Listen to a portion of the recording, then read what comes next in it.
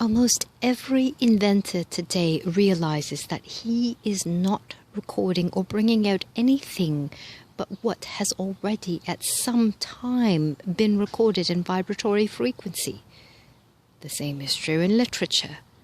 Every book ever written has at some point been recorded in vibratory frequency. No spoken word ever goes out of existence. All are in the field known as the field of energy or a vibratory influence.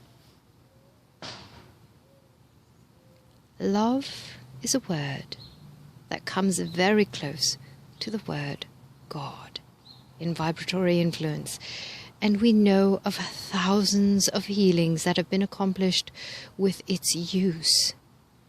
Every known disease gives way to the power of love as we send it out.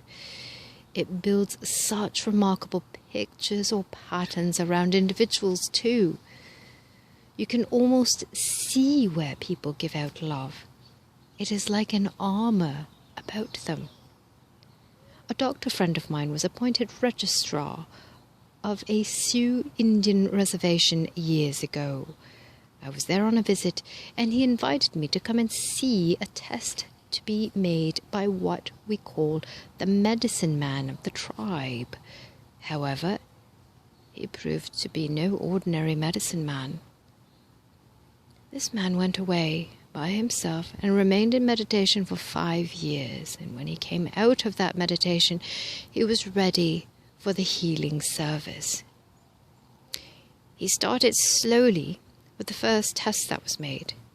He put his arm into a kettle of boiling water and selected a piece of meat from that kettle.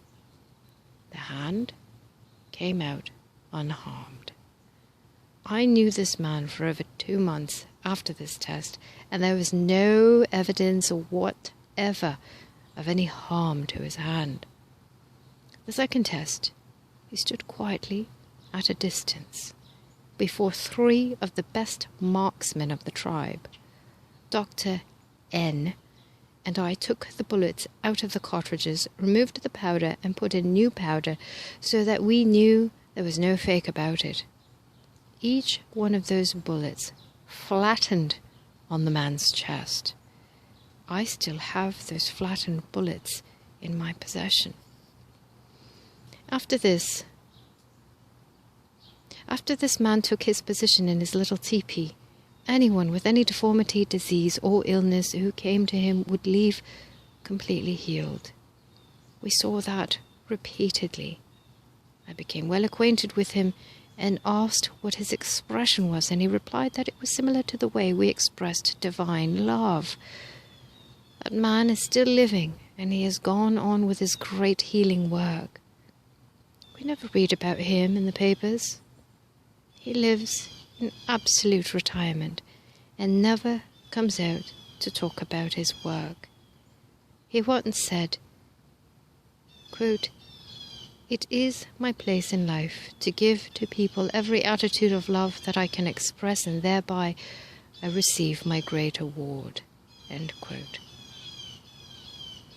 There is a Sioux Indian that very few people have heard of, performing a true service of divine love, silently, selflessly.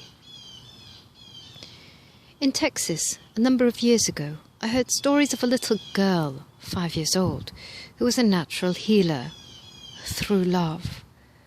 I went down to meet her, and her mother told me the child was always telling everybody that she loved them. She would say, quote, "I see that love all around everybody and around myself." End quote. Whenever she heard of anyone who was ill, she would ask her mother to take her to them, and in almost every instance where she was taken into the room of the sick person, that one would get right up out of bed perfectly well. That child has gone on to develop, and she is doing a great work today. There are many such instances